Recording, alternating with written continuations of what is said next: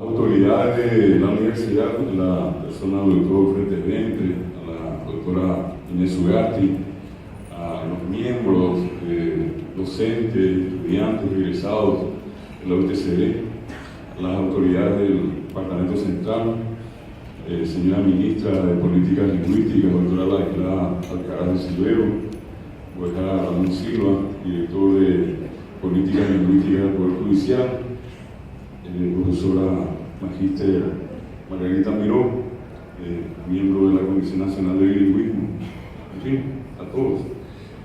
Se habla en Cuba de PM a Huelva de Ecuador, ¿verdad? Oye, quiero decir, vamos a ver una PM, Mopa, Pepe Guaraní, Pepe sería un poco el análisis, un listado, por decirles de una manera más rápida, de aquellas instituciones universitarias en las cuales se desarrollan cátedras de guaraní. Al respecto, hay que partir siempre de un punto que en el análisis de la situación del guaraní de antes y de ahora siempre tenemos que tener presente, ¿verdad? Que viene de una situación totalmente peculiar, como dirían algunos sui generis. Muy pocas lenguas en el mundo fueron tan perseguidas, tan denigradas, tan maltratadas, tan degradadas como en este caso fue el guaraní. El yurupete, el petoa pete, el yoruba peteba, el yurupeteba. El yurupete se creó para aquel que hablaba guaraní. El yurupete le se une el idioma guaraní. Empezando por allí, ¿cuántos acá entre ustedes, de sus familiares, de ustedes mismos, algún vecino, no habrá escuchado de algún conocido que se arrodilló por haber hablado guaraní? Y no fue un arrodillarse así simple como un alien en el suelo, sino que una vehemencia, violencia y misericordia. El ponerle sal gruesa, el usar tapitas de botellas, el abatito picuí, el maíz duro, molido, y arrodillarse sobre eso, sin tener que ir muy atrás de la historia, prohibido en las escuelas y en los colegios.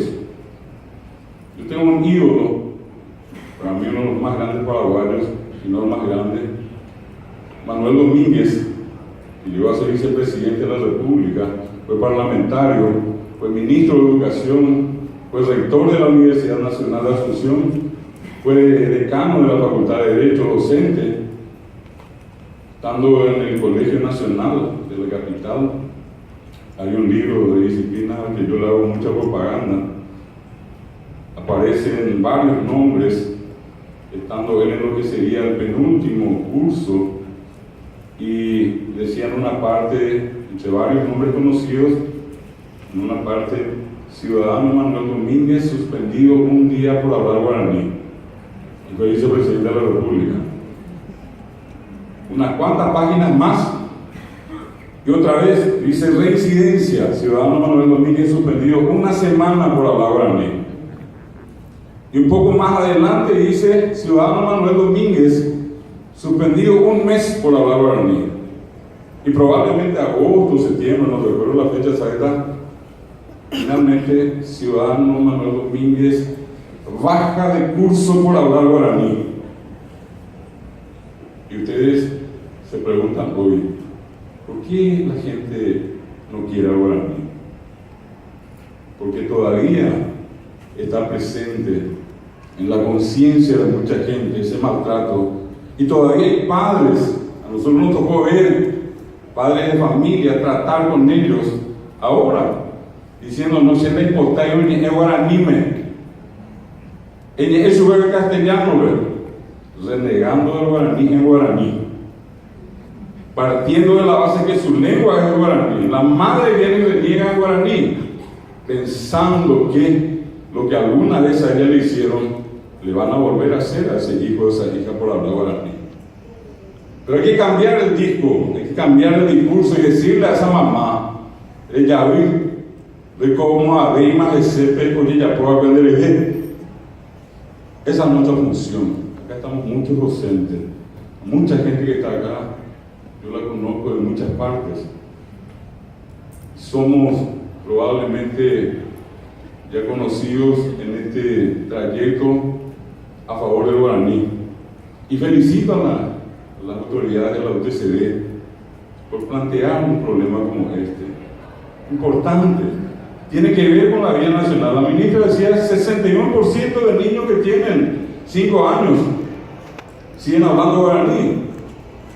No los vamos a hacer desaparecer a no ser que usemos una bomba atómica, lo liquidemos a balazos y como en la guerra de la Triple Alianza diezmemos la población del Paraguay.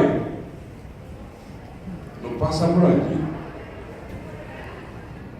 Pero el problema más delicado es que hoy todavía la gente dice en muchas partes, yo no hablo guaraní porque cuesta mucho, es así.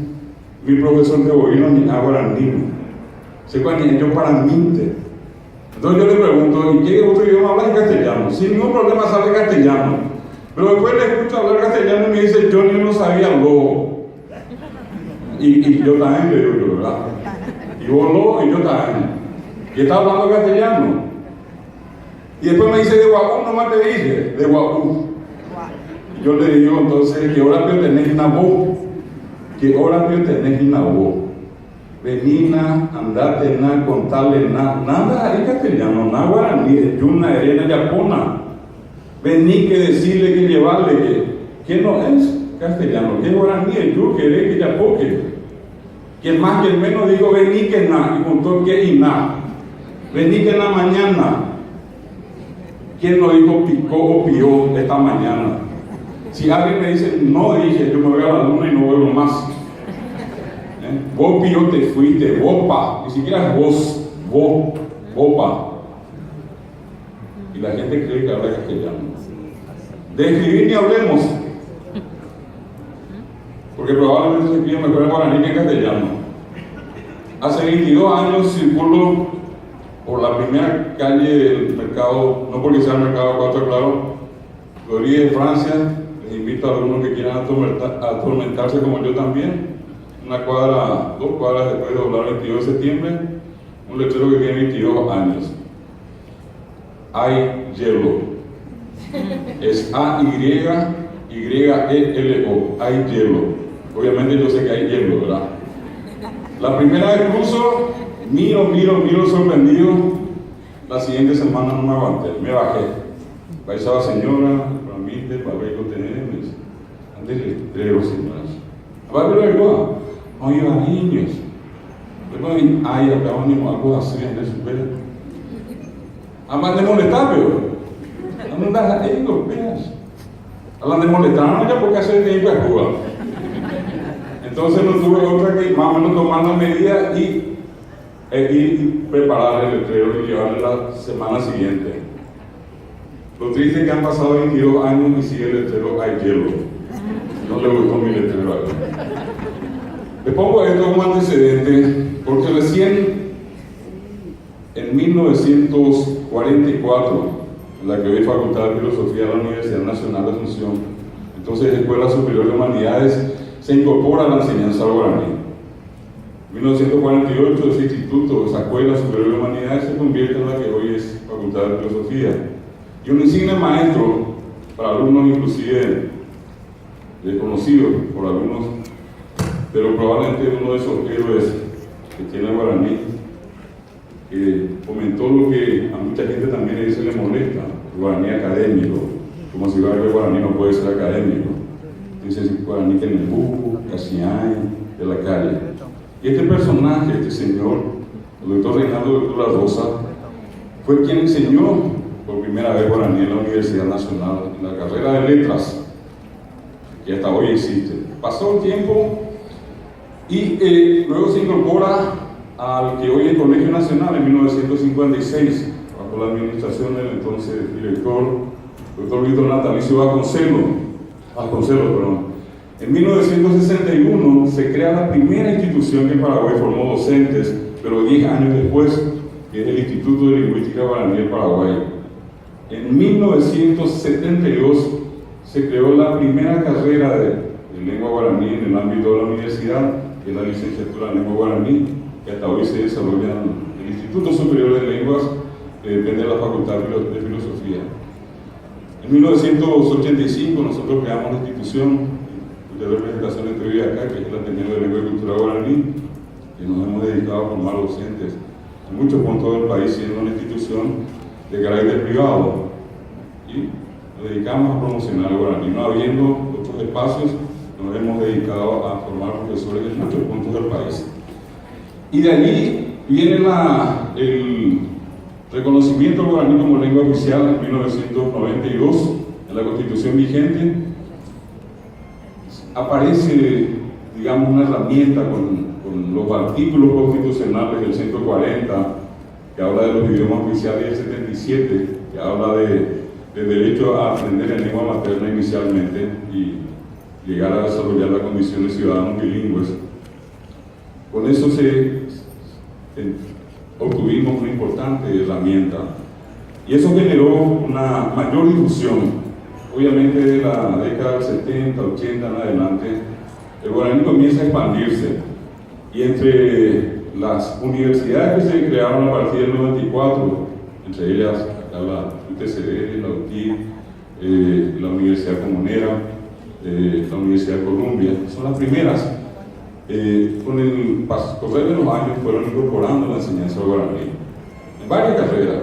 Una de ellas muy importante, que tiene que ver, entiendo, con lo que la mayoría tiene como profesión acá, es la docencia. Hoy tenemos en varias carreras, repito, de ciencia de la educación, de universidades públicas y privadas, la inclusión de la materia guaraní.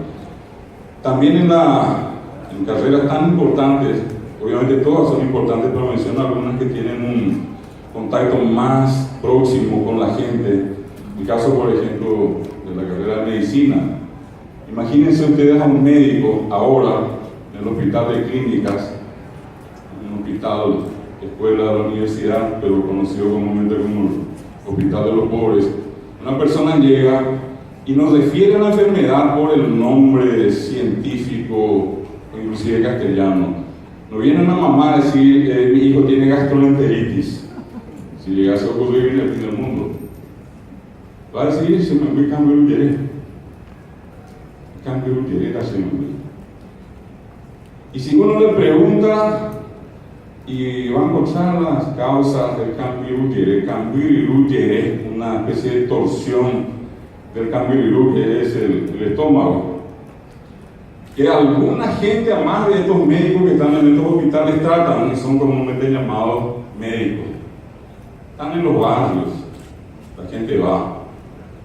Esa criaturita rara en el mundo, mitad de paraguayo, mitad de paraguayo en la pierna más corta. Este más que ve a un lado de cambio de ni el argentinito, ni el brasilito, ni el alemancito, ningún mitad tiene la pierna más corta que un mitad de paraguayo.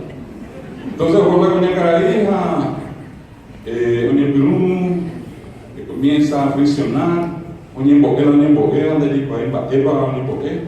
A veces Javi, hasta poner un atado de mitad de tema. Tira, es una de las formas en que se produce con ese estirón que la criatura recupera la normalidad. Y la orden, por ejemplo, no levantar por debajo del brazo, ni que escupir su bello aguiluque. Es lo que decía la profesora Margarita, eso es lo que está en la sociedad. Por ejemplo, para el tembebó, nadie dice, mi hijo tiene labio leporino. Tembebó no se me embebe.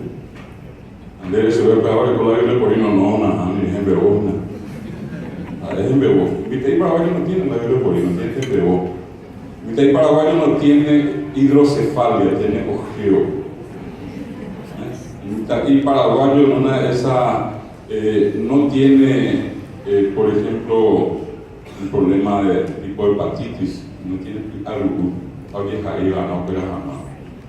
Y esto que estoy contando, todos ustedes saben. Si yo estoy mintiendo acá, que alguien levante la mano, yo me voy ahora también. Ojalá imposible. Entonces, si nosotros miramos desde ese punto de vista acá adentro, ¿por qué es importante para un médico, para un psicólogo, para un abogado. Hoy está de moda en el país el tema de los juicios orales. Entonces, hoy nosotros tenemos muchas carreras que incorporaron la enseñanza guaraní. Y por una última cuestión que quiero mencionarles, dentro de lo que es el Mercosur, el año 2015, la entonces directora general de universidades e institutos superiores del Ministerio de Educación, la doctora Salvador Jiménez, logró que la coordinadora del Mercosur, de las instituciones de educación superior, incorpore la enseñanza al guaraní. Todavía es letra, pero hay que hacer realidad. Hoy hay cátedras de guaraní en la Universidad de Buenos Aires, en la Universidad de Rosario, en la Universidad de Corrientes, en la Universidad de Misiones, en el Brasil, en San Pablo, acá en Foz do Iguazú, famosa UNILA. En los Estados Unidos, nosotros tuvimos la visita en el mes de mayo pasado de gente que está trabajando por el guaraní, nada más y nada menos que en la Universidad de París, en la Sorbona. El primer sitio que el guaraní tiene en internet se le dio a un alemán, el doctor Wolf Lustig, creó inclusive el nombre para internet de Ñandutí, del año 1995, cátedras de guaraní en Alemania, cátedras de guaraní en Suiza, cátedras de guaraní en Italia, e inclusive muchos trabajos de investigación en el mundo, entre ellos, por ejemplo, en universidades japonesas, sobre el guaraní y la cultura. El guaraní, si no hubiera sido importante, no hubiera estado en ninguna de estas universidades. El guaraní sigue siendo el idioma hablado por 10 millones de habitantes americanos, no solamente paraguayos. Se habla acá, se habla en Argentina, en Bolivia, en Brasil, en una pequeña parte de Uruguay. Y los 10 millones de guaraní parlantes tienen el mismísimo derecho humano de aprender en su lengua materna. De eso se trata. No se trata de un simple impulso de que se aprenda guaraní porque sí. Se trata, en este caso, de aprender guaraní, de usar guaraní, porque hay una población muy importante que habla guaraní. Se oye, te penúncia dos abuelos, a ver,